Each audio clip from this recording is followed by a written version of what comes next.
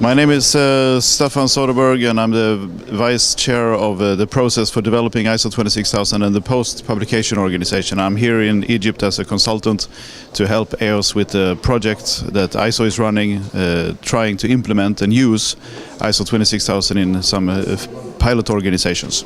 Could you give an idea about sustainability for social responsibility? Well, social responsibility is the responsibility of each organization, not only private companies but other types of organizations, and how they contribute to the sustainable development of Egypt. How they behave in a responsible way and contributing to society. Stakeholder engagement. Could you stakeholder engagement about social activities for social responsibility? Yeah, so one of the main parts of ISO 26000, this international standard for social responsibility, one of the main parts is about stakeholder engagement, how you identify your key stakeholders and how you engage them in order to make better decisions, because the more information you have from your key stakeholders, the better decisions you will make for the future. About 7 principles, we have one of ethical behavior. Could you just only brief about ethical behavior? Yeah, ethical behavior is one of the most difficult principles because ethics are different from country to country. When you say respect for the rule of law, which is another principle, yes, it is more easy to understand because everybody understands what the law is. When you say respect for stakeholders, it is possible to understand, but when you say respect for international norms of behavior, or you say respect for ethical behavior, it is a more difficult and more challenging thing to do.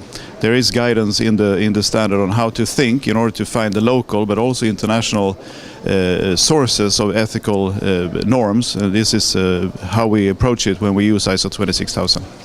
He asked about if there is one criteria to organize this issue about social responsibility. Well, in ISO 26000 it talks about ethics, about honesty, integrity, transparency. So in behaving in this way, you are getting closer and closer to ethical behavior. One such example is the fair operating practices, the fact that we are fighting corruption, anti-corruption. It's an international fundamental expectation, of course, but it's the same thing. It's an ethical behavior. It's an ethical commitment that we have, that we are fighting corruption.